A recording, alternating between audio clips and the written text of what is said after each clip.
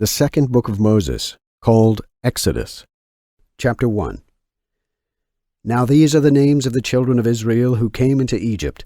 Every man and his household came there with Jacob: Reuben, Simeon, Levi, and Judah; Issachar, Zebulun, and Benjamin; Dan, and Naphtali; Gad, and Asher. So all the souls who came out of the loins of Jacob were 70 souls. Joseph was in Egypt already. Now Joseph died, and all his brothers, and that whole generation. And the children of Israel brought forth fruit, and increased in abundance, and were multiplied, and were exceedingly mighty, so that the land was full of them.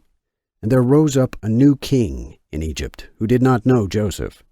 And he said to his people, Behold, the people of the children of Israel are greater and mightier than us.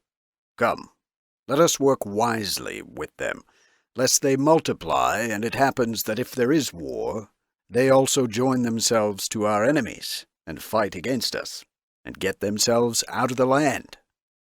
Therefore they set taskmasters over them, to keep them under with burdens. And they built the cities Pithom and Ramses for the treasures of Pharaoh. But the more they burdened them, the more they multiplied and grew. Therefore they were more grieved against the children of Israel. So the Egyptians caused the children of Israel to serve by cruelty.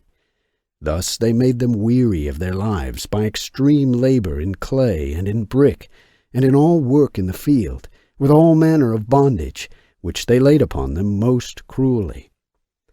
Moreover, the king of Egypt commanded the midwives of the Hebrew women, of which one's name was Shiphrah, and the name of another Puah, and said, When you do the office of a midwife to the women of the Hebrews, and see them on their stools, if it is a son, then you shall kill him.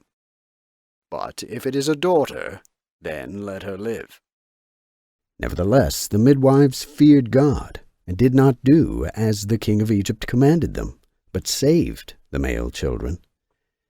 Then the king of Egypt called for the midwives, and said to them, Why have you done this, and have saved the male children? And the midwives answered Pharaoh, Because the Hebrew women are not as the women of Egypt, for they are vigorous, and are delivered before the midwives approach them. God therefore prospered the midwives, and the people multiplied, and were very mighty. And therefore, because the midwives feared God, he made them houses. Then Pharaoh charged all his people, saying, Cast every male child who is born into the river, but save every female child.